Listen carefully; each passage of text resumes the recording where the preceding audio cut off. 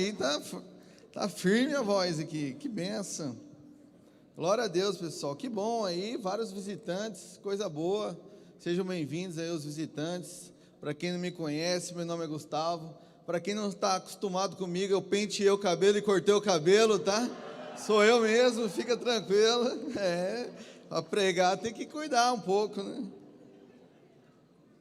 Isso é benção, graças a Deus, pessoal. Glória a Deus. Bom, esse final de semana aí foi bem movimentado.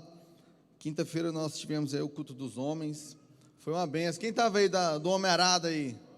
Estava aí, a gente saiu aí, né? Na porrada em amor, graças a Deus. Pensei que ia ter uma luta aí do Maico contra o Bruninho, mas não deu certo. Mas foi uma benção, irmão. O culto dos homens aí foi maravilhoso. Se você, homem aí, não esteve presente, convido a você a ficar ligado no ano que vem, porque essa foi a última programação dos homens. Esse final de semana nós também tivemos a programação das mulheres, e foi uma benção também. Minha esposa amada aí compartilhou a palavra com a mulherada, e foi uma benção também, com certeza. E sexta, inclusive, também nós tivemos uma vigília aí organizada pelo Ministério Alcance.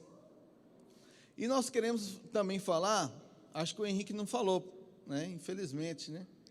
Dando aviso aí, agora é minha vez de retribuir, eu sempre erro, né? Ô, pastor, né? Infelizmente não falou. Você falou ou não falou? De terça, da oração para toda a igreja. Aí, não falou, né? Beleza, benção. Mas é bom que eu falo melhor ainda aqui agora. Aí, ó, viu? Que benção, parabéns.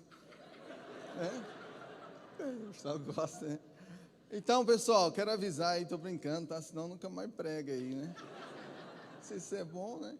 Mas, pessoal, terça-feira que vem, nós vamos ter aí um momento de oração, tá? Com toda a igreja, para a gente estarmos aí desfrutando, já crendo juntos em família, para tudo aquilo que vai acontecer na Edens Week.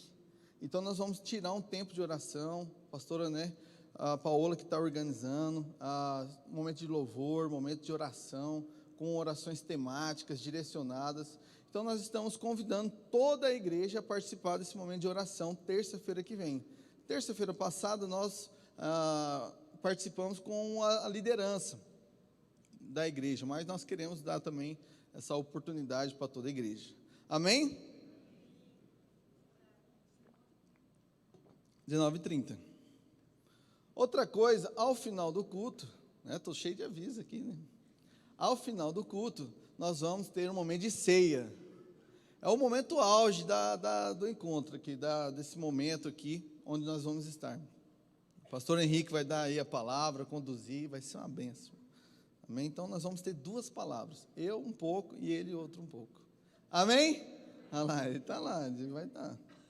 Beleza, pessoal? Bom, eu quero compartilhar com vocês aí, né? Algo que Deus colocou no meu coração e, de fato, assim, é uma prática da minha vida. Então, vai ser uma exposição aí de vida mesmo, e daquilo que eu creio, daquilo que eu me desafio a estar lutando, para estar praticando. Nós saímos agora de uma série, né, que o pastor Henrique compartilhou sobre disciplinas espirituais. Foi uma série maravilhosa, e eu quero compartilhar com vocês, não é outra parte, não tem nada a ver, mas eu quero compartilhar algo dentro dessa perspectiva de uma disciplina espiritual. Amém? Hoje pela manhã o pastor Renato ministrou a palavra rabiscos, né? Foi maravilhoso, irmão. Ele não quis pregar de novo, mas você pode ter a oportunidade de ouvir a mensagem no YouTube. Foi uma benção. Inclusive ele falou algo que Deus conhece os nossos rabiscos, né? Eu fiquei em paz, falei, bom, ainda bem que Deus conhece o meu rabisco, né? Porque eu preparei um rabisco aqui para vocês hoje, tá? Aí eu duro que no meio dessa preparação, Deus falou, duro que só eu que entendo esses rabiscos. Aí não tem problema, vou tentar aí transmitir, traduzir o rabisco para vocês, tá? E eu sei que você pode ser abençoado, porque eu vou falar da palavra de Deus. Todas as vezes que nós expomos a palavra de Deus a um ambiente em família, sempre nós temos essa oportunidade de sair acrescentado, amém? Em família, é um momento de família. Então, eu sei que você vai sair edificado, consolado, provado o refrigério de Deus. Sei que Deus é o maior interessado na sua vida. Que bom que você está aqui. Amém? Então, para a gente começar, eu queria fazer uma passagem bem rápida em Mateus capítulo 6. Mateus capítulo 6, eu vou ler no versículo 25. Mas para eu começar a ler o 25, eu quero trazer um pouco do contexto dessa passagem.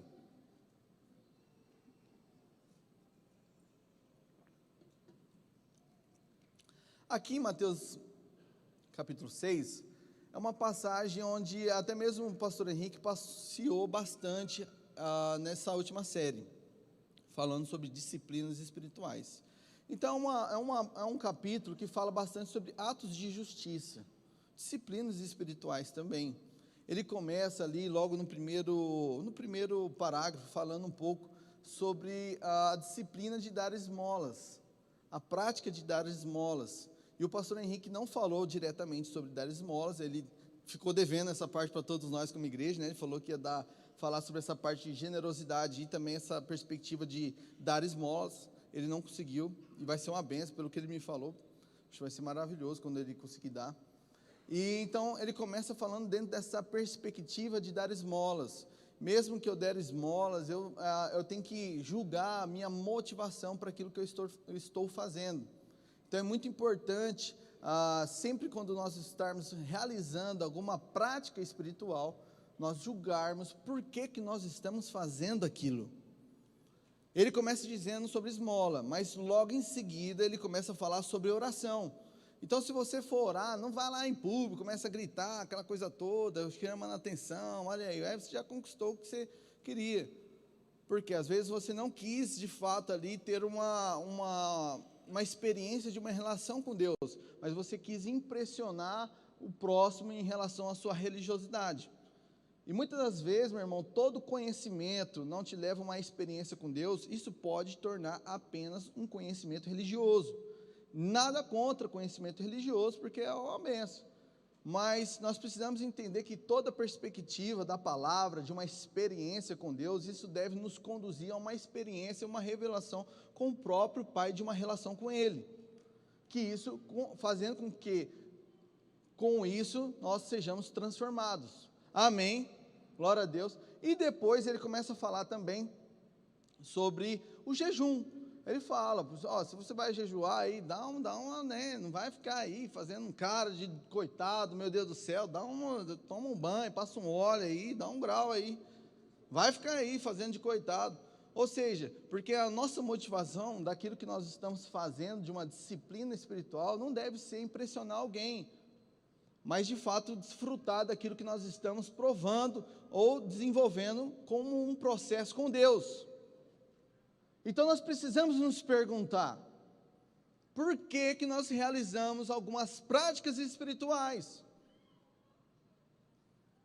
Porque não é simplesmente fazer elas por si mesmo. Amém? A Bíblia diz que é possível adorar em vão, irmão. Já viu um negócio desse, adorar em vão? Eu perguntei para ele, como é que adora em vão? É quando aquela prática de adoração, ela não é oriunda de uma transformação. É simplesmente algo para gerar alguma percepção com o próximo. Eles me adoram em vão. Como que adora Deus em vão? É possível ter uma fé fingida. Como é que finge uma fé, irmão? Que rolo é esse? Mas é possível. E nós precisamos nos questionarmos. Por que nós realizamos algumas práticas espirituais? Meditar na palavra. O pastor Henrique começou a falar sobre meditar na palavra, se expôs às escrituras. Começou a falar também sobre generosidade, falou sobre adoração. Por que nós estamos fazendo isso? É uma pergunta que nós precisamos entender. Por que nós estamos aqui? Por que você está aqui? E dentro desse capítulo, tá, que eu vou chegar num versículo onde eu quero construir aquilo que, fundamentar aquilo que eu quero compartilhar com vocês. ele começa a falar sobre, no versículo 25, Mateus 6, 25, está escrito: portanto eu lhes digo, não se preocupem com as suas próprias vidas, quanto ao que comer ou beber, nem com seus próprios corpos, quanto ao que vestir. Não é a vida mais importante do que a comida? Não é a vida mais importante do que a comida? E o corpo mais importante do que a roupa? Ele está querendo dizer, muitas vezes, né, nós reclamamos, a gasolina está cara, mas é porque temos um carro. Às vezes reclamamos, a energia veio caro, mas é porque nós temos um ar-condicionado ali, aquela coisa toda, e veio caro, né? Esse mês vem caro. Se deu risada porque vem mesmo. Mas ele está falando assim, não é o corpo mais importante do que a comida? Não é sobre o que você tem que comer, mas você tem a oportunidade da vida, que dá a origem da fome. Você tem a vida, e por isso você tem fome. Você tem um corpo, por isso tem o que vestir. Dá para ser grato por aquilo que é mais importante? Não é sobre o que você tem, mas você tem isso porque você tem algo que antecede. Só veio cara a luz porque tem uma casa. Só está cara a gasolina porque você tem um carro. Se andasse a pé, você está reclamando que não está aguentando, né?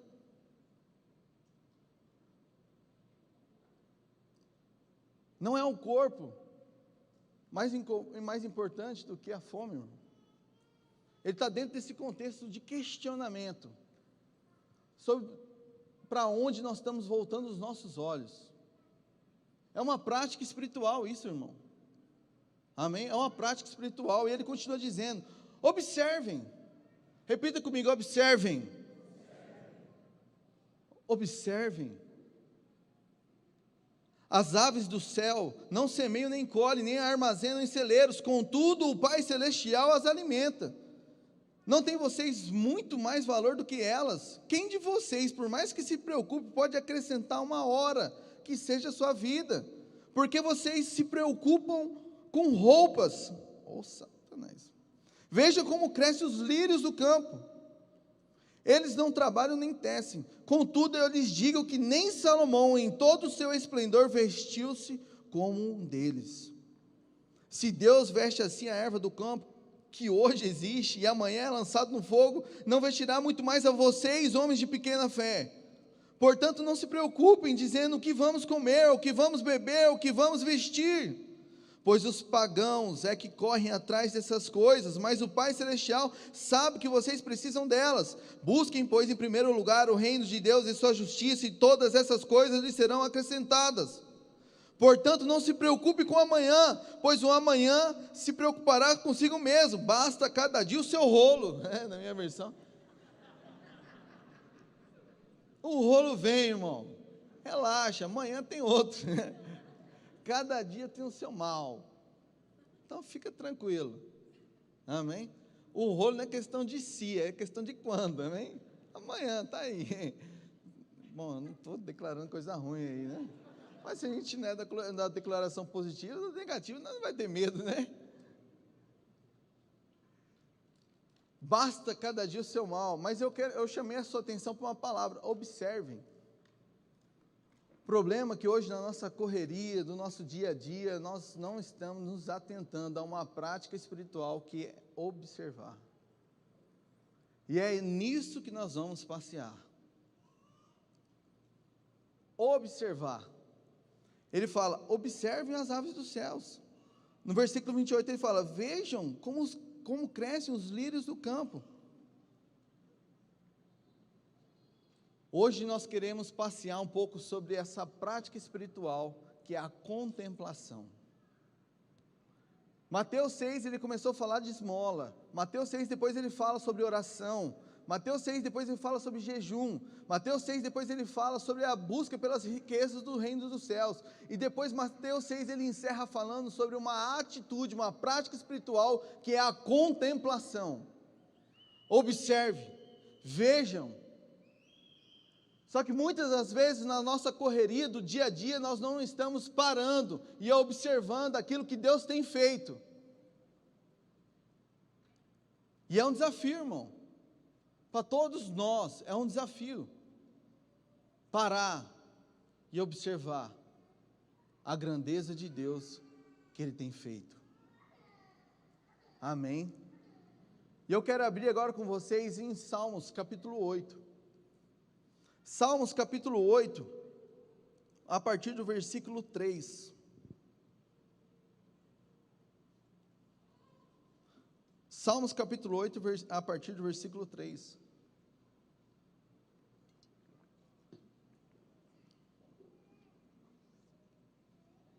A Bíblia diz o seguinte: quando contemplo os teus céus, obra dos teus dedos, a lua e as estrelas que ali firmaste.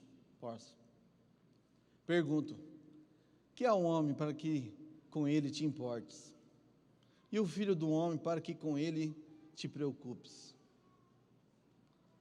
Volta no versículo 3. Quando contemplo os teus céus, obra dos teus dedos, a lua e as estrelas que ali firmaste. Contemplação. E a contemplação, meu irmão, pode ser um ato que pode ser associado muitas das vezes como passividade. Mas eu poderia dizer, e ousaria dizer, que talvez seria um ato que mais construiria uma consciência da nossa fragilidade. Não é só uma questão de passividade, mas ela constrói em nós uma consciência de fragilidade, de miserabilidade. Amém? Quem é o homem para que dele te lembres? A contemplação, para mim, é uma prática espiritual na minha vida, que eu amo demais, irmão.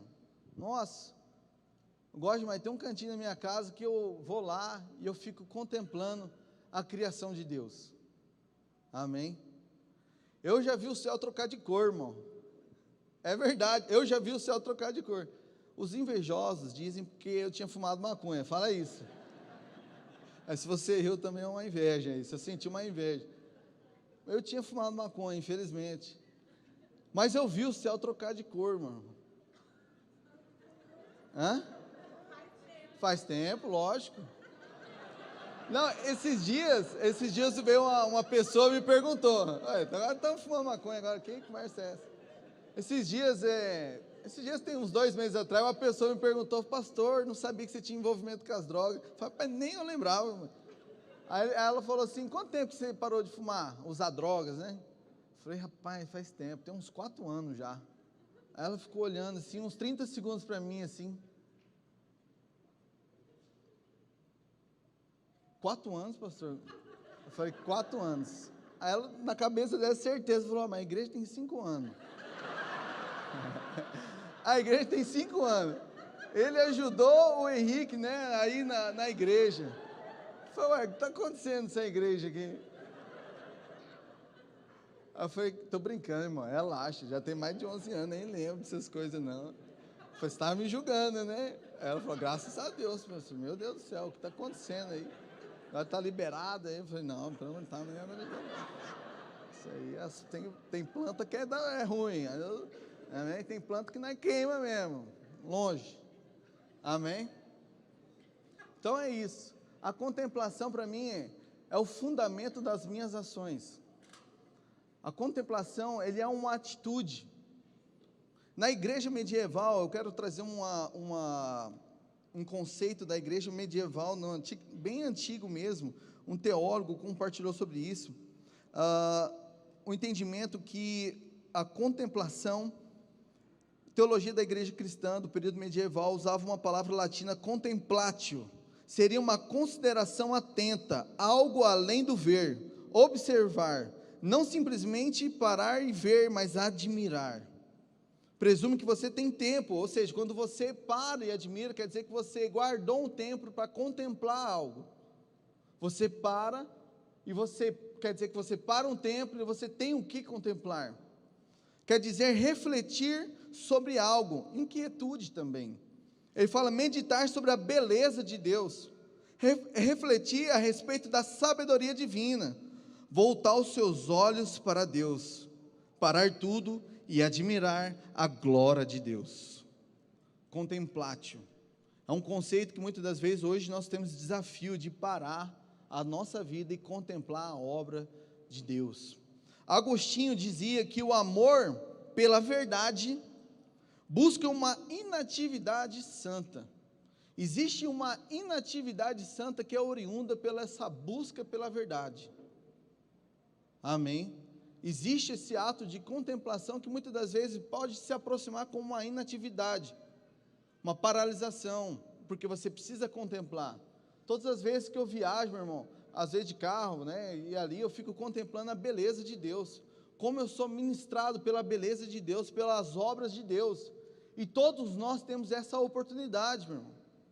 Eu estou aqui compartilhando uma palavra simples para você, para que você também entenda que Deus compartilhou atributos visíveis dele, que você não pode perder no dia a dia da sua vida, por conta de você às vezes estar em busca dos seus próprios interesses, ou na sua realização profissional, ou na sua satisfação familiar.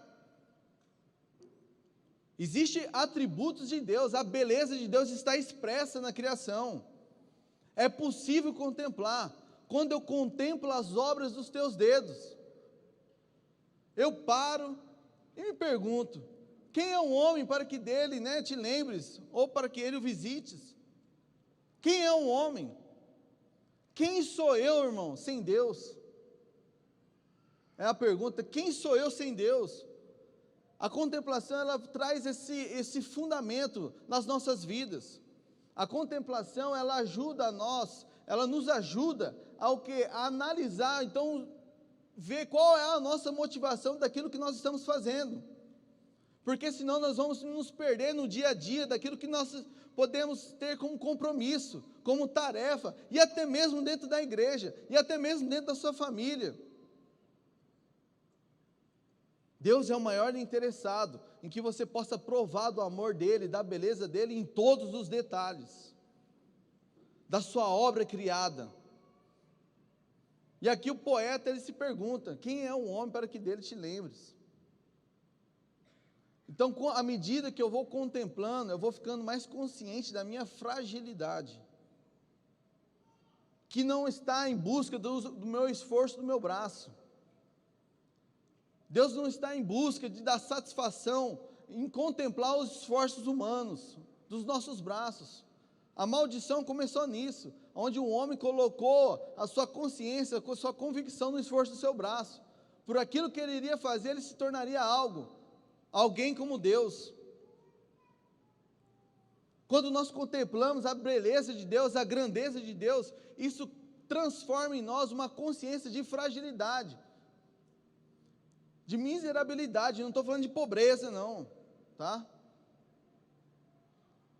De que nós somos dependentes de Deus, somos totalmente dependentes da obra divina, dependentes da obra de Jesus Cristo, que realizou ali naquela cruz.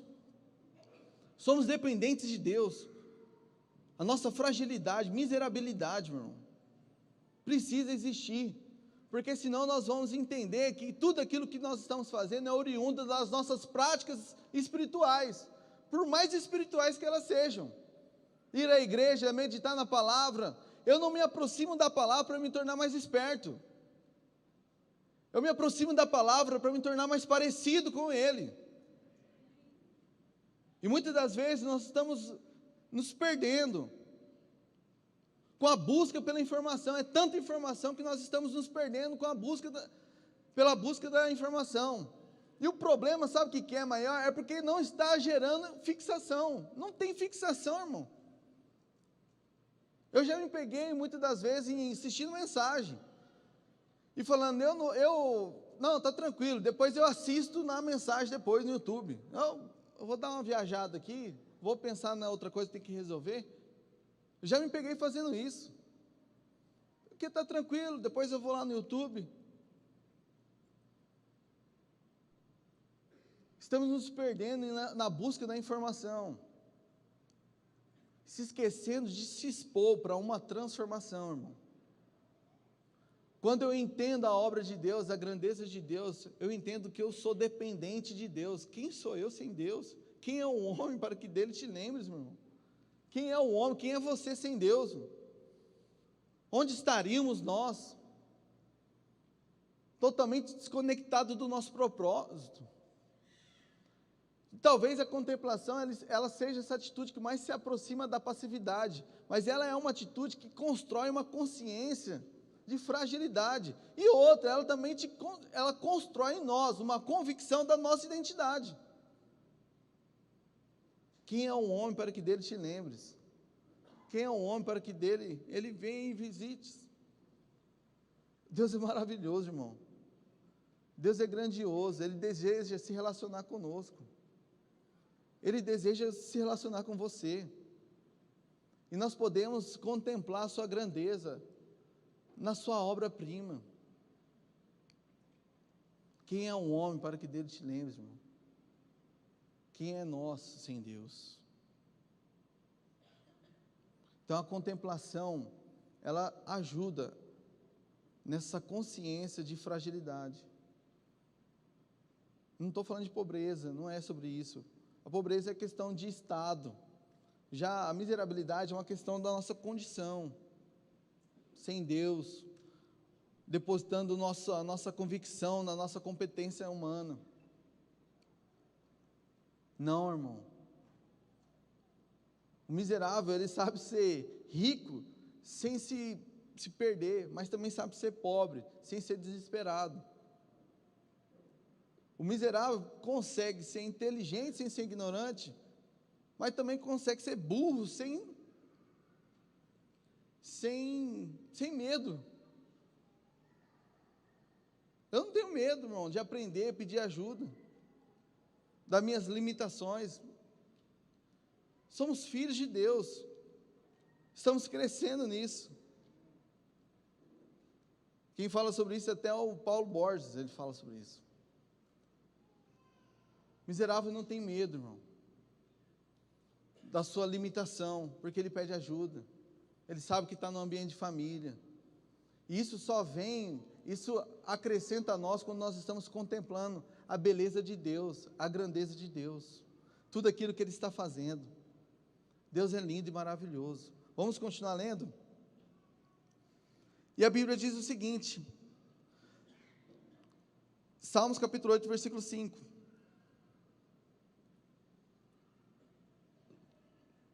Tu o fizeste menor do que Deus, os seres celestiais, e o coroaste de glória e de honra. Tu o fizeste dominar sobre todas as obras das mãos, sobre os seus pés tu pusestes todos os rebanhos e manadas, e até os animais selvagens, as aves do céu, os peixes do mar e tudo que percorre as veredas dos mares. Senhor, Senhor nosso, como é majestoso o teu nome em toda a terra. Versículo 5 ele fala, tu fizeste, tu coroaste, tu fizestes. É Deus que faz, irmão. Quando nós estamos contemplando, nós entendemos a nossa fragilidade. Quando nós contemplamos, nós temos convicção da nossa identidade, que não é construído pelas nossas práticas espirituais em si mesmo. Na verdade, as práticas espirituais, elas ajudam a revelar a nossa identidade, quem nós já somos. E não são elas que não vai transformar nossas vidas. Não é simplesmente a meditação na palavra, a oração, isso tudo é maravilhosa, mas porque nós já somos transformados pela obra de Deus.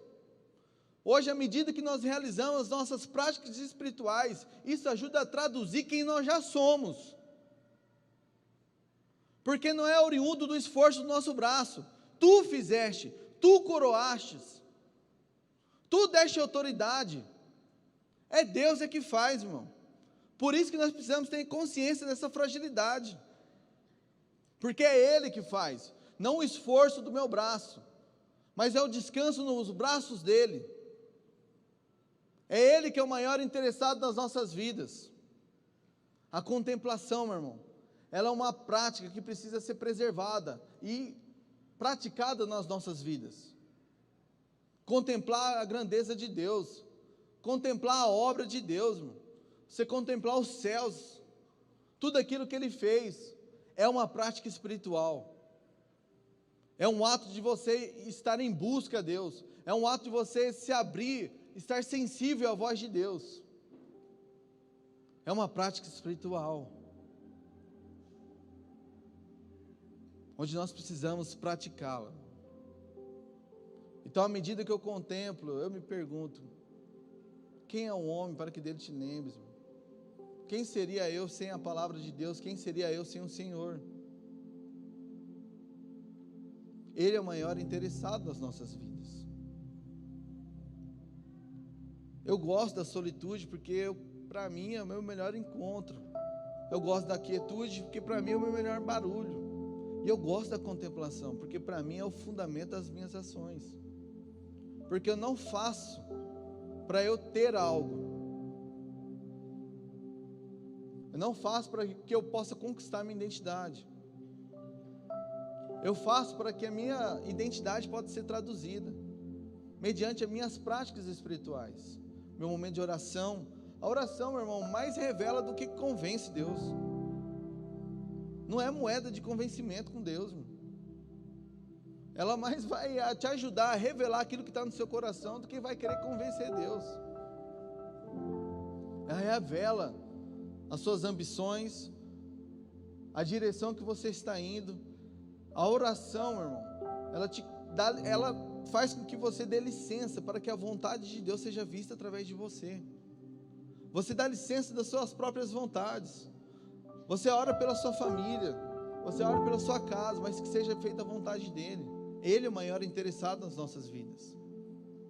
Precisamos sim de práticas espirituais. Não estou falando que estou sendo contra práticas espirituais, pelo amor de Deus. Mas nós podemos fazer das práticas espirituais uma moeda de troca. E Deus não está aqui para contemplar os nossos esforços humanos, porque Ele já nos amou o mundo de tal maneira que Ele deu o Filho. Então a nossa prática ela deve ser oriunda de amor. 1 Coríntios capítulo 12, quando ali a Bíblia está falando a respeito dos dons do Espírito, falando ali sobre a operação do Espírito Santo, pelo mesmo há um só Espírito. Ele finaliza ali o capítulo dizendo: portanto, irmãos amados, graça e paz, buscai com zelo a respeito dos melhores dons. E muitas das vezes nós olhamos essa palavra zelo, o pastorinho acabou até de sair dessa, zelo. E olhamos essa palavra zelo e vamos pensar, bom, então, já que é zelo, né, vamos então ler 10 páginas por dia da Bíblia, vamos ler ali 20 páginas de livro, vou orar 30 minutos, vou fazer ali, vou bater minha meta, e é bem zelo. Estou sendo zeloso. Só que o estudo léxico dessa palavra zelo, né, não vai desconectar com o contexto, né, porque às vezes pode desconectar, ficar... Não, mas essa palavra no original, zelo, ela significa uma busca sincera, irmão. Não a busca performática. Eu não busco Deus para torná-lo conhecido. Eu busco Deus para conhecê-lo. E conhecendo, eu conheço como Ele me conhece. Que é como filho. Com uma pessoa que é dependente dEle. E não que simplesmente tenha um entendimento no esforço humano, naquilo que eu faço. Precisamos sim nos aperfeiçoar, crescer em práticas, obviamente, pelo amor de Deus. Mas precisamos nos perguntar: por que damos esmolas? Por que estamos orando? Por que estamos jejuando? Por que estamos indo à igreja? Por que estou meditando na palavra? Tudo isso é maravilhoso. Temos que continuar fazendo, amém? Mas precisa ter uma pergunta: por que nós estamos fazendo isso? E o que eu estou querendo dizer para vocês é que essa pergunta, muitas das vezes, ela é respondida por conta da contemplação. Quando você tem essa prática da contemplação, ela não é um fator decisivo também, mas ela pode te agregar, você ter um entendimento que você é um dependente. Quem é um homem sem Deus? Quem seria eu sem Deus? Quem somos nós, irmãos, sem Deus? Aquele que nos dá a vida. Então por que reclamar da comida, se nós temos vida? Para que reclamar do que vestir, se nós temos o corpo? Olhem, observem a grandeza de Deus. Você acha que vai faltar essas coisas para nós? Deus é o maior interessado nas nossas vidas. Amém. Essa é uma mensagem, primeiramente para mim, obviamente, porque eu preciso passar por meio dela. E a contemplação é uma prática que eu amo, mas não uma contemplação que nos paralisa. Simplesmente vir aos cultos e contemplar aquilo que está sendo ministrado, porque isso seria um ato de egoísmo. A contemplação que te paralisa é um ato de egoísmo, porque ela deixa de você se paralisando, deixa de ser um complemento da vida de alguém, porque nós nos completamos no próximo. Então a contemplação, ela nos coloca em movimento. Deus amou o mundo que deu seu único filho. O amor, ele ultrapassa a contemplação. Deus amou o mundo de tal maneira que ele deu o seu filho. E nós amamos a Deus de tal forma que fazemos o quê? Correr em busca daquilo que precisamos comer? Correr em busca do que vestir? Fundamentar nossa busca da nossa vida nisso? De maneira nenhuma. Porque Deus é o maior interessado nas nossas vidas. Ele é a nossa maior riqueza, irmão. Ele é o Criador de todas as coisas. Pela sua criação, Ele revela a sua bondade, o seu amor para conosco. Amém, irmão? Adicione essa prática na sua vida, se você não tem esse costume. Mas muitas das vezes, para praticar a contemplação, você precisa se paralisar. Às vezes você precisa desligar o celular. Às vezes você vai precisar desligar a TV.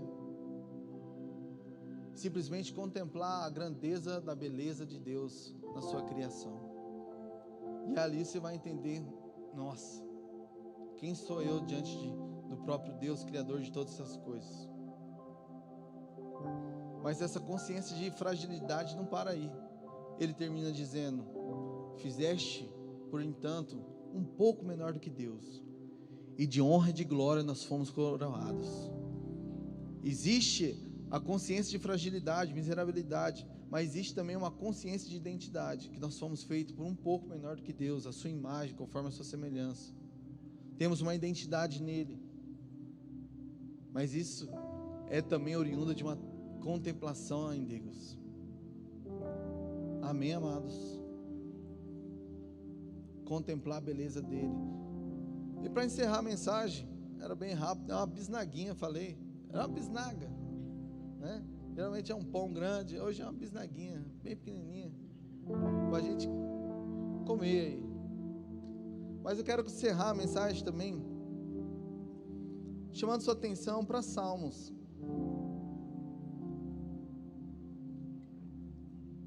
Capítulo 19.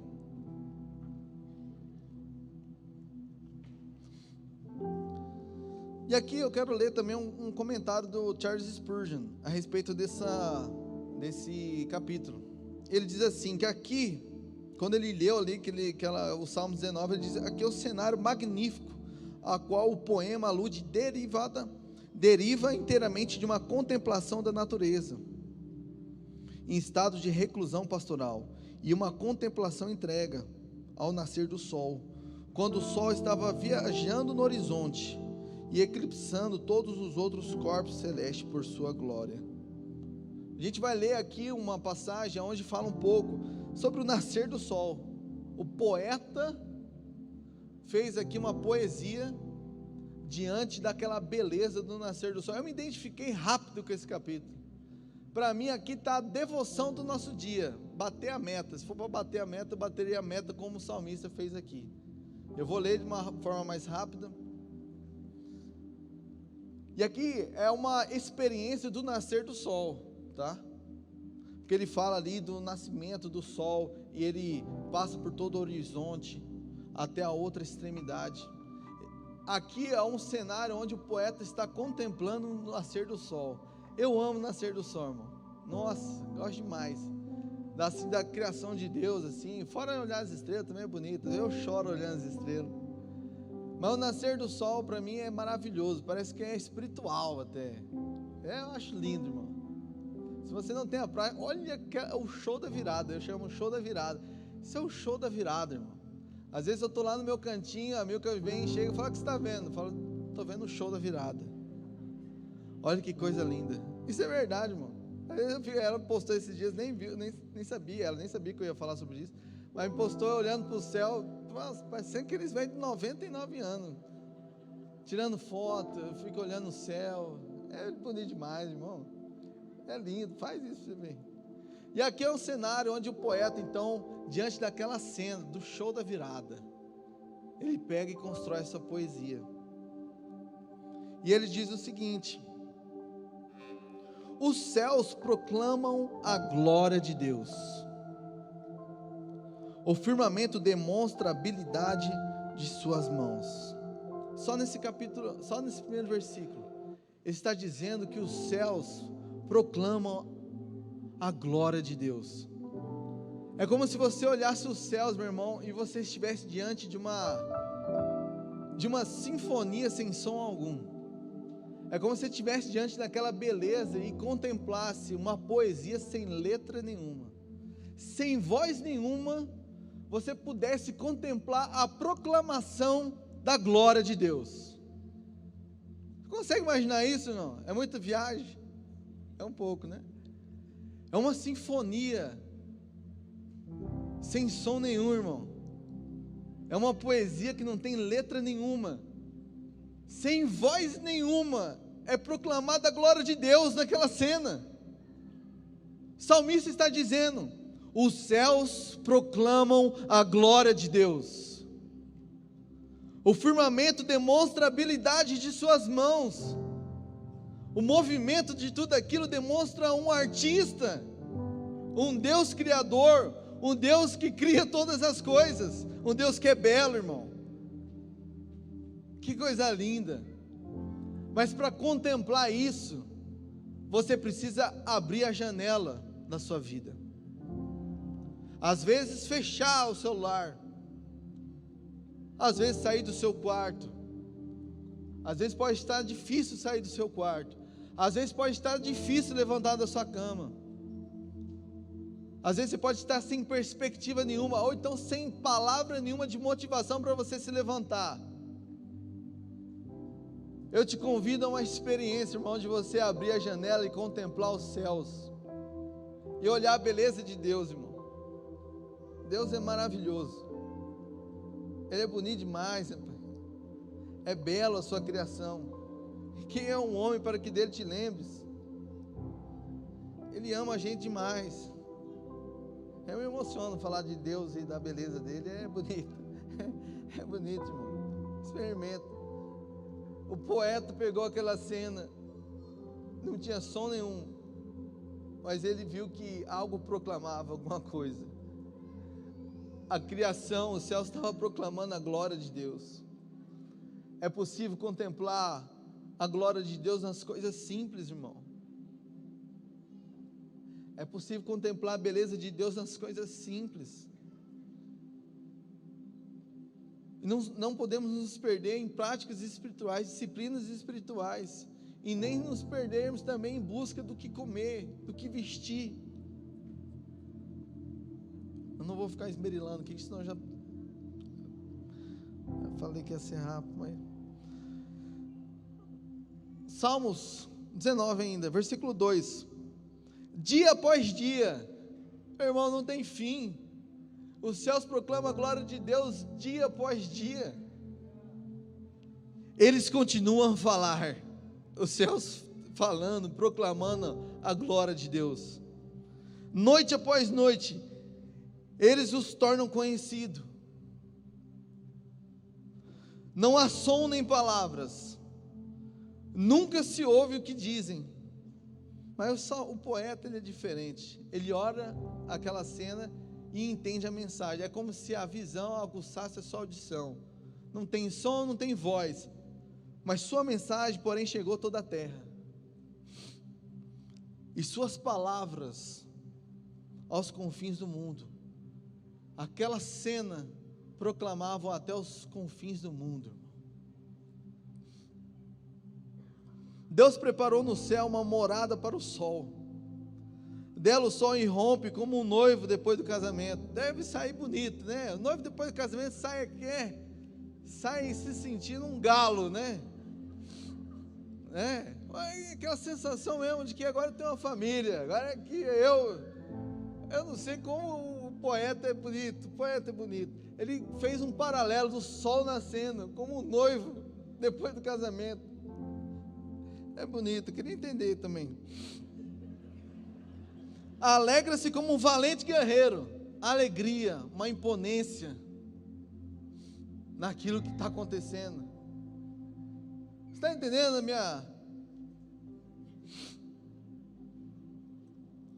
O sol nasce numa extremidade do céu e realiza seu trajeto até a outra extremidade. Nada pode esconder o seu calor.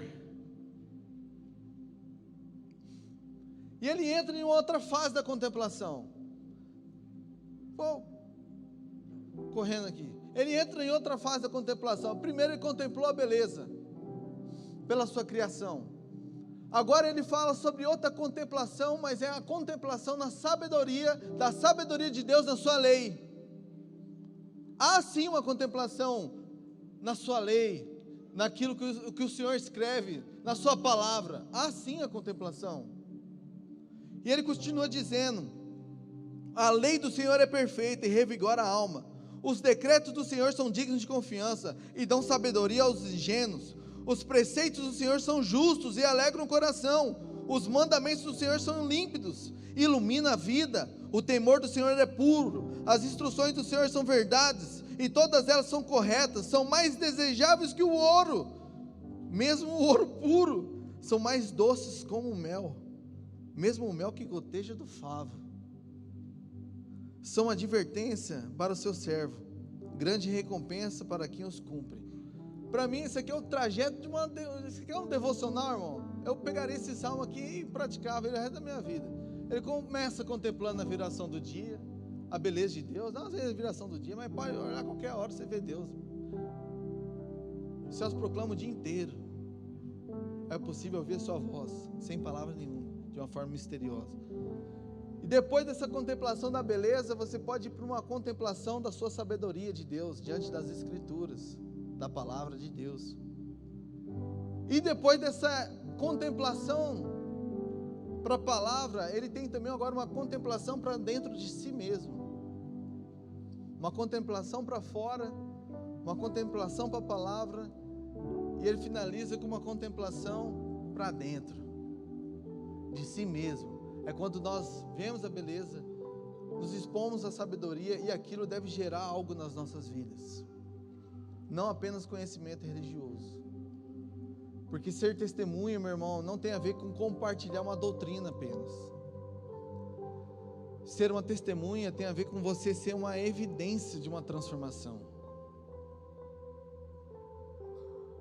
E o poeta pega aquela coisa toda e fala: quem é capaz de distinguir os próprios erros? Ele está fazendo uma análise da sua própria vida. Por isso que eu comecei falando sobre contemplação, mas não como uma atitude que se aproxima de passividade, mas uma atitude que constrói uma consciência de fragilidade, mas também que te constrói e contribui para uma convicção de identidade, que faz com que nós podemos então julgar as nossas motivações. E ele termina essa poesia dele, é bonito demais, irmão, essa poesia. Ele termina dizendo: quem é capaz de distinguir os próprios erros? Absolve-me das faltas que me são ocultas. Está parecendo eu quando antes me converteu: Deus me perdoa pelo que eu nem sei que eu fiz de errado. Quem já fez isso? É bom, irmão, pede perdão para tudo mesmo. Livra o teu servo dos pecados intencionais. Não permitas que me controlem. Então serei inculpável, inocente de grande pecado. Que as palavras da minha boca e a meditação do meu coração sejam agradáveis a ti, Senhor, minha rocha e meu redentor.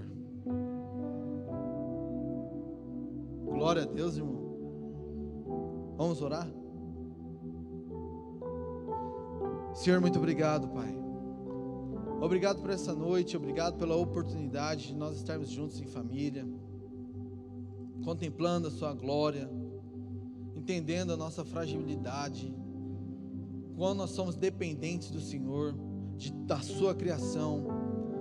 Pai, o Senhor é bom demais, muito obrigado, Senhor. Só queremos agradecer, porque a sua beleza, ela comunica a nós, que a sua glória é tudo para as nossas vidas. Não queremos estar distraídos, Senhor, diante de tudo aquilo que o Senhor tem feito, da beleza da sua criação. Nós queremos, Senhor, ser um poema vivido a Ti, e esse poema também possa direcionar o nosso próximo na nossa contemplação, que a nossa contemplação ela possa ser um barulho, como os céus foram ali e proclamaram a sua glória, que nossa contemplação também emita um som para o próximo, um som que orienta, que guia o próximo, que envia em nós uma perspectiva, Senhor, de vida, porque o Senhor é o maior interessado em todos nós. Eu declaro, Senhor, nessa noite que possamos estar sensíveis à sua beleza, e assim contemplar a sua voz, mesmo sem voz nenhuma, sem palavras nenhuma, nós podemos entender que os céus proclamam a sua glória, Pai, como uma sinfonia perfeita sem som nenhum, uma poesia perfeita sem palavra alguma. Assim é a sua beleza, assim é a sua criação para as nossas vidas. E por isso nós sabemos que quem somos nós sem você, Pai? Mas mesmo assim o Senhor fez tudo por nós, e de honra e de glória nos coroou as nossas vidas, e que isso possa servir de um julgamento, de um exame, como na ceia, Senhor, um exame não para que nós possamos entender que nós merecemos algo, mas que na verdade nós não merecíamos nada, Pai. E aí sim nós podemos provar do seu corpo, provar da sua glória, provar da sua criação. Nós te agradecemos em nome de Jesus, amém. Você pode dar uma salva de palmas para Jesus aí. Agora quem é de casa aí, vou passar para o pastor Henrique, ele vai celebrar a nossa ceia. Você sentado aí, pode virar ali e passar para ele. Pode pregar, era para dar mais tempo, né? Mas... Glória a Deus. Você pode virar em direção à nossa mesa.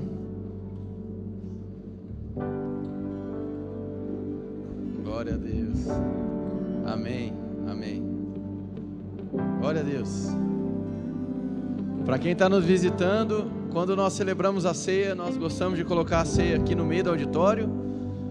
Todo mundo se direciona para cá. Pode sentar por um instante, para que a gente possa fazer isso em família, com todos tendo a experiência de partir o pão. Isso para nós é muito significativo. Nós somos intencionais em promover esse tipo de experiência, onde todos tenham a possibilidade de partir o pão. Queridos, antes que a gente parta para a ceia, eu quero ler um texto em 1 Coríntios capítulo 11. Eu gostaria que você por um instante fechasse seus olhos. O pastor Gustavo ministrou sobre contemplação.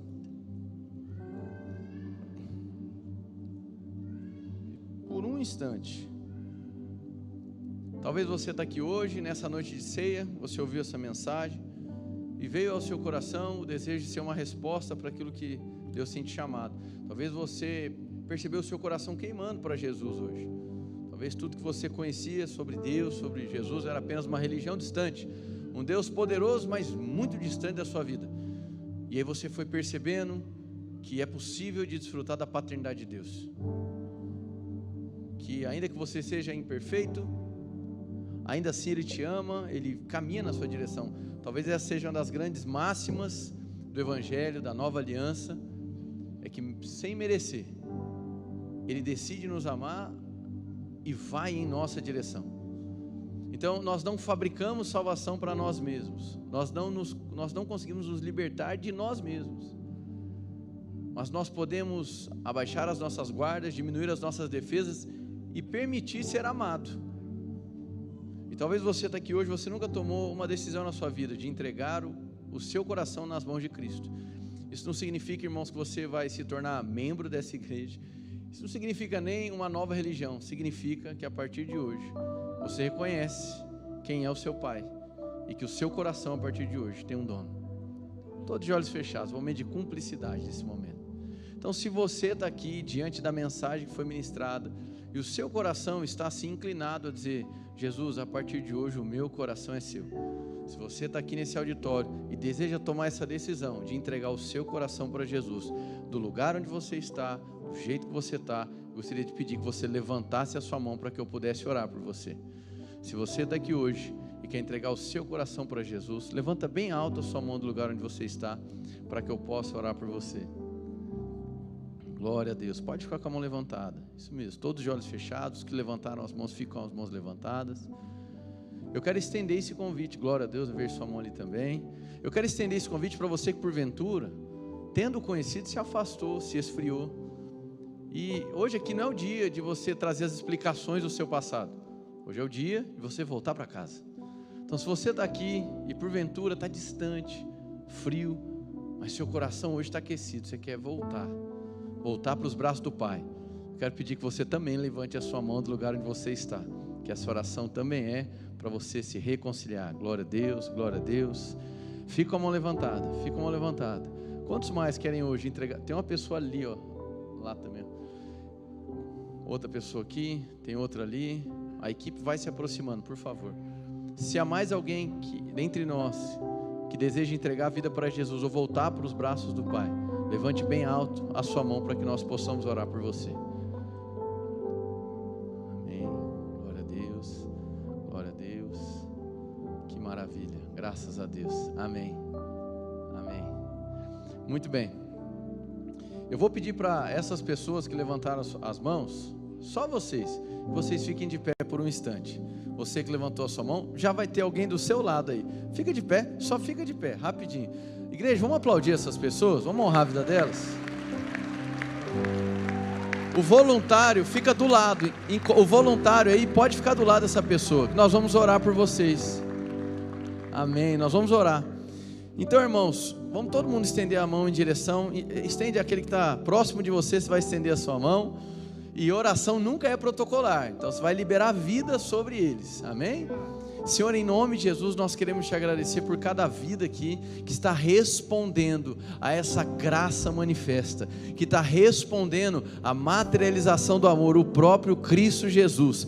Senhor, eles responderam não a uma lógica humana, não a um consenso de uma população, eles estão respondendo à mensagem de amor mais radical que já passou por essa terra. Cristo Jesus, o teu Filho amado, que desceu ao mundo, foi até o madeiro, quebrou toda a maldição, derramou o seu sangue, foi desfigurado no corpo, foi sepultado e ressurreto ao terceiro dia. Nós te agradecemos pela nova vida que começa neles. Hoje, Pai, começa uma nova vida no interior deles, rios de água viva, uma satisfação, uma plenitude, uma nova natureza. Pai, nós não estamos aqui entregando para eles um novo procedimento religioso, estamos aqui concordando que os céus a partir de hoje se fazem presente no coração de cada um deles.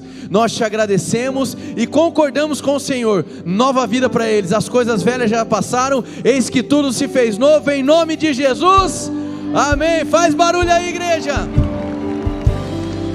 Quem está próximo, dá um abraço neles aí. Você que está próximo aí, levanta do seu lugar. Vai lá, você que está próximo aí, dá um abraço. Glória a Deus, amém. Todos vocês que tomaram essa decisão, os voluntários, presta atenção, os voluntários que ficaram do lado, continuam do lado até o término do culto, tá? Porque vocês que tomaram essa decisão, quando a gente terminar de ceiar, a gente quer ter 2 minutos de palavra contigo numa sala ali ao lado. A gente só quer entregar algo para ti, uma instrução. Tudo bem? Então todos que levantaram as mãos, que tomaram adesão nesse momento, o voluntário vai ficar contigo até o final do culto, que se você quiser, evidentemente, a gente quer levar você ali 2 minutinhos, te dar uma palavra, uma orientação. Glória a Deus. Agora, irmãos, eu vou abrir a Bíblia aqui em 1 Coríntios capítulo 11, é um texto riquíssimo, onde Paulo vai trazer aqui um ensino sobre a ceia. Eu vou ler rapidamente e tem uma frase, uma expressão, que eu quero trabalhar ela em minutos com vocês, para que a gente possa ceiar. A gente já leu várias vezes esse texto, e ele é tão rico, irmãos, porque vez após vez, tem algo que nos salta aos olhos. 1 Coríntios 11, a gente vai ler a partir do 23, pois recebi do Senhor o que também entreguei a vocês, que o Senhor Jesus na noite que foi traído, tomou o pão e tendo graças, partiu e disse, isto é o meu corpo que é dado em favor de vocês, façam isto em memória de mim. Vamos repetir isso, diga, em memória de mim. Amém. Da mesma forma, depois da ceia, ele tomou o cálice e disse, este cálice é a nova aliança no meu sangue, façam isso sempre que o beberem em memória de mim, porque sempre que comerem deste pão e beberem deste cálice, vocês anunciam a morte do Senhor até que ele venha. Portanto, todo aquele que comer o pão ou beber o cálice do Senhor indignamente, será culpado de pecar contra o corpo e o sangue do Senhor. Examine-se, pois, cada um a si mesmo, então coma do pão e beba do cálice. Aqui a frase que eu quero trabalhar, pois quem come e bebe sem discernir o corpo, repete comigo, discernir o corpo, come e bebe para a sua própria condenação. Esse texto é poderosíssimo. Nós estamos aqui diante de um santo sacramento. Nós observamos esse sacramento enquanto culto público, uma vez por mês, no último domingo do mês, e por isso nós estamos aqui reunidos. É uma ordenança de Jesus, foi dito aqui no começo do culto. Nós temos 2 ordenanças, o batismo e a ceia do Senhor. A ceia, ela tem um peso memorial? Certamente que sim, faça isso em memória de mim. O próprio Jesus anunciou isso nos evangelhos. Paulo volta a dizer isso aqui para a igreja de Corinto e serve para todos nós. Então tem sim uma força de sacramento, tem um peso memorial, envolve uma situação litúrgica, porém a gente precisa entender que também é um meio de graça. Glória a Deus. No começo da história da igreja houve uma grande disputa, né? A história da igreja, que eu digo assim, né? Ao longo da história da igreja, mas especialmente no período dos reformadores, houve uma grande disputa entre a discordância que Calvino, Lutero e Ulrich Zwinglio tinha em relação ao catolicismo romano, e eles mesmos discordavam em relação ao peso da ceia. O que ela significava? Para uns era só um símbolo, então assim, é um ato memorial litúrgico, mas apenas simbólico.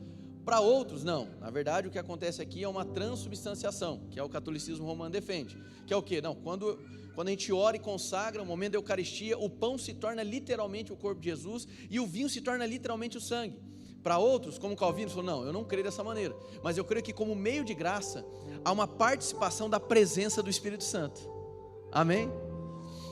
Irmãos, eu creio que Calvino foi assertivo nessa opinião, ainda que ao momento que nós orarmos aqui pelo pão e pelo suco de uva, ou vinho, enfim, é o suco de uva aqui, não acredito que vá se transformar literalmente num pedaço de corpo e num pouco de sangue de Jesus.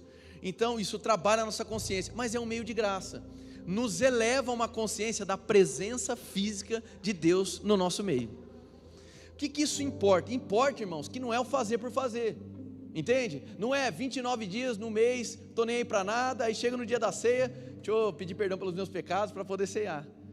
E às vezes a gente acha que o examine-se, pois, o homem a si mesmo é só isso, é ficar procurando pecado, igual o Gustavo disse, né? Deixa eu pedir perdão aí, pelo que eu nem sei se eu fiz. Não é isso? Vem aquele sentimento de uma mesa que ao invés de gerar atração, ela gera condenação. E a mesa do Senhor não é para gerar condenação, é para gerar aproximação. Ela atrai, ela não afasta. Agora, essa mesa deve ser celebrada em família. Então quando ele diz discernir no corpo, eu diria que é um texto extremamente disputado na teologia. O que significa discernir o corpo?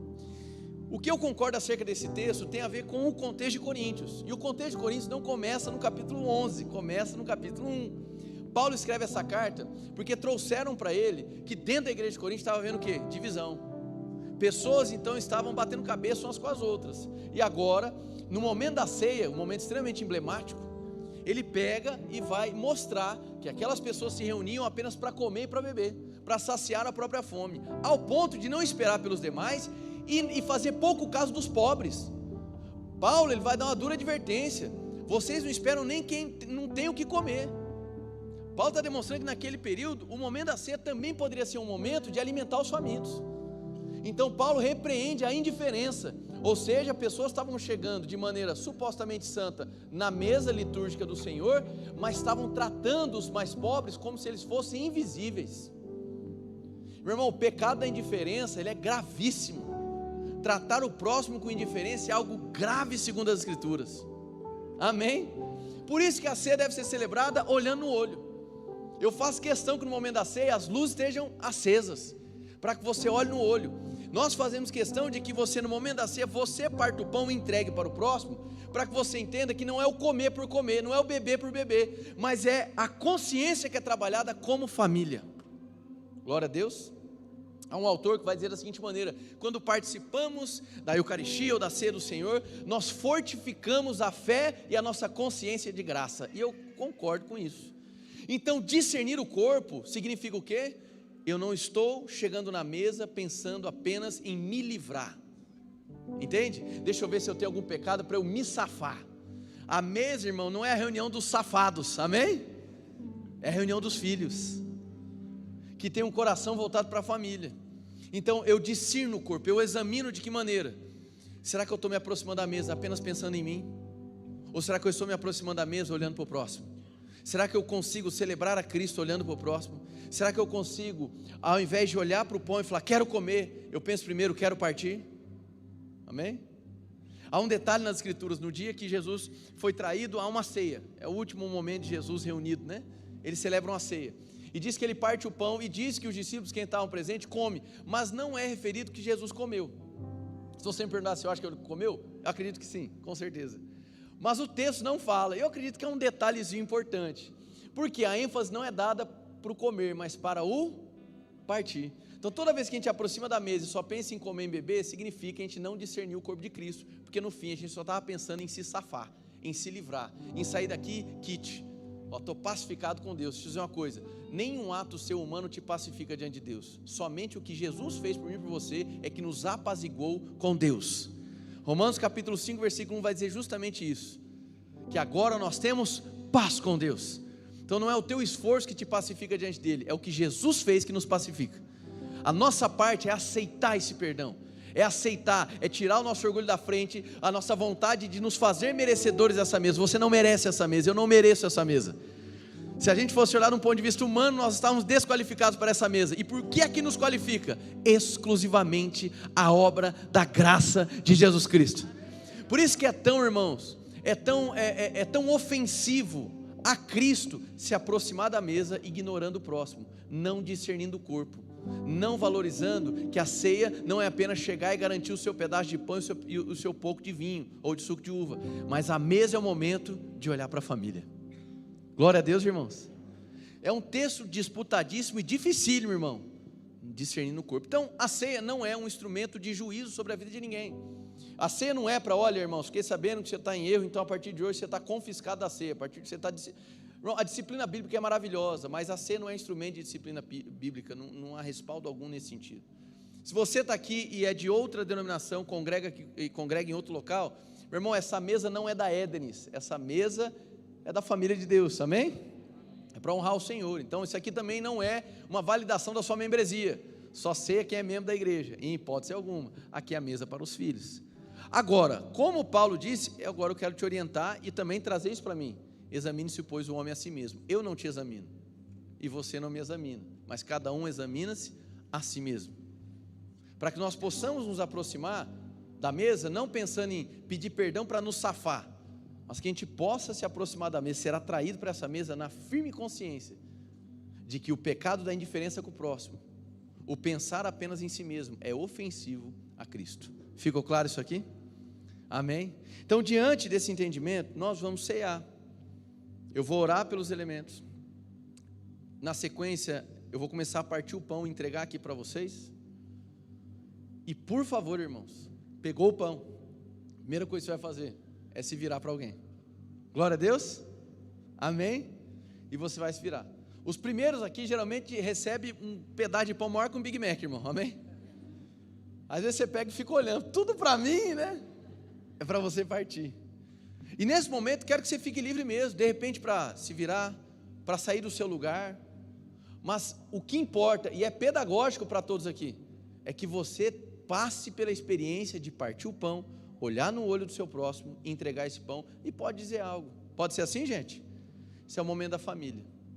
É litúrgico? Sim. Sacramental? Sim. Memorial? Também, mas também é um meio de graça. Então, eu creio na participação efetiva da vida do Espírito Santo enquanto nós estamos aqui. Glória a Deus. Amém. Vamos ficar de pé? Vamos fechar os nossos olhos. Senhor, em nome de Jesus, aqui nós temos o pão, nós temos também o suco de uva, que representam, Senhor, respectivamente, simbolicamente, o corpo de Jesus e o sangue de Jesus. Corpo esse, Pai, que a Tua palavra diz que foi desfigurado, moído na cruz do Calvário. Cada chaga que Ele recebeu, cada mácula que foi colocada sobre o seu corpo, indicava também, Senhor, a vitória do seu Filho sobre toda e qualquer doença, sobre toda e qualquer enfermidade, e sobre a morte, Pai. O corpo dele foi desfigurado, sepultado, mas a morte não pôde contê-lo, ele foi ressurreto ao terceiro dia. Pai, aqui também está a representação do teu sangue, sangue esse que foi derramado na cruz do Calvário, e que a tua palavra diz, foi o selo de uma nova aliança. Sem derramamento de sangue não haveria perdão de pecados, e o seu Filho derramou até a última gota de sangue, de tal maneira, Pai, que o Senhor aceitou esse sacrifício, e diferente de tudo que já havia acontecido de sacrifício antes de Cristo, esse foi de uma vez por todas. Por isso, Pai, nós estamos aqui para celebrar esse sacrifício que foi de uma vez por todas. Te agradecemos e consagramos esse pão e esse suco de uva, em nome de Jesus, amém e amém. Glória a Deus, amém. O time de música vai começar a ministrar, você pode ficar de pé, e agora eu vou começar a entregar esses elementos. Não coma e não beba, porque a instrução bíblica é claro, vamos esperar por todos, amém? Glória a Deus, vamos lá. Te vejo em tudo, na formação das nuvens tem você.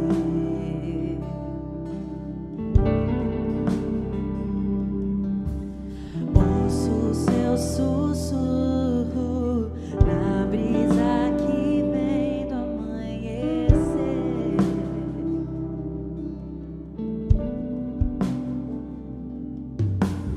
Na dança do mar, ouço a sua voz ecoar,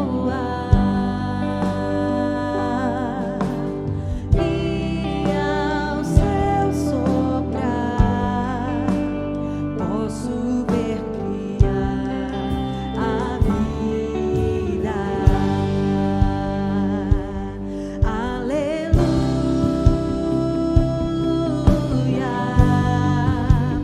toda a criação a cantar.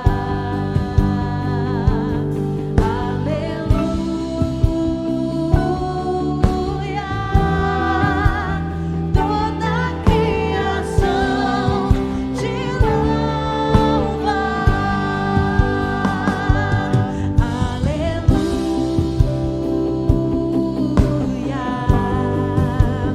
toda a criação a cantar.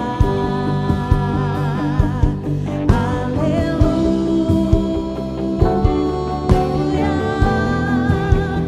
toda a criação te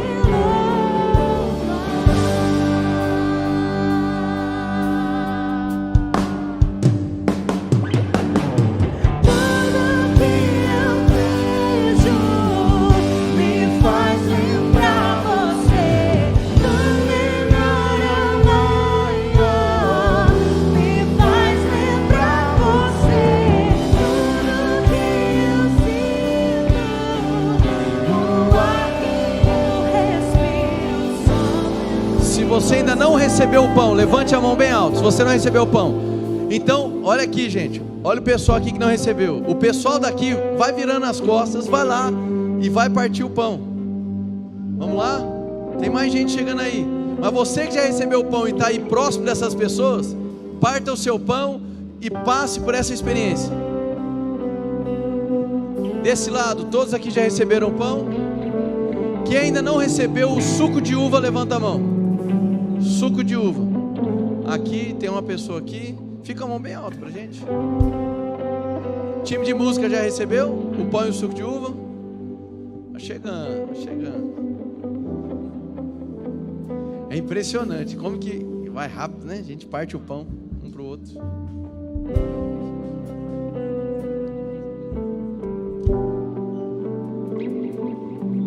Glória a Deus. Tem gente ainda que não recebeu o pão, levanta bem alto a mão para que a gente possa ver. Lá atrás. Suco de uva, alguém ficou sem? Chegou para ti? Chegou. Maravilha, todos servidos? Eita, glória a Deus. Então, amém. Amém. Serviram ali, né? Os voluntários, tá? Então, queridos, debaixo desse entendimento da palavra, discernindo o corpo, valorizando a Cristo e ao próximo, vamos todos participar primeiramente do pão.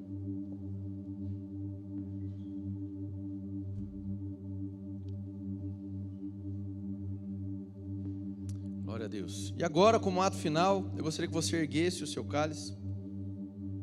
Nós vamos fazer uma declaração de fé e aí na sequência nós vamos tomar do cálice. Diga: Senhor, eu creio que a obra de Cristo Jesus foi de uma vez por todas. Diga: o seu corpo foi desfigurado, seu sangue foi derramado. Diga: ele foi sepultado, mas a morte não pôde contê-lo.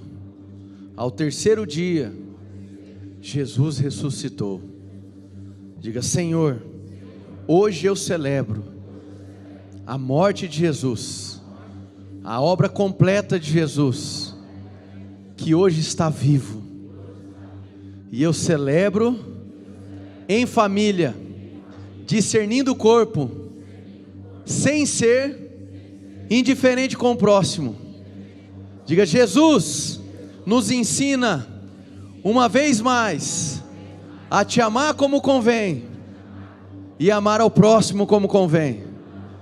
Diga: está consumado, em nome de Jesus. Vamos todos. E ao terminar de cear, eles celebraram. Quem pode dar um brado de vitória aí? Porque Ele está vivo!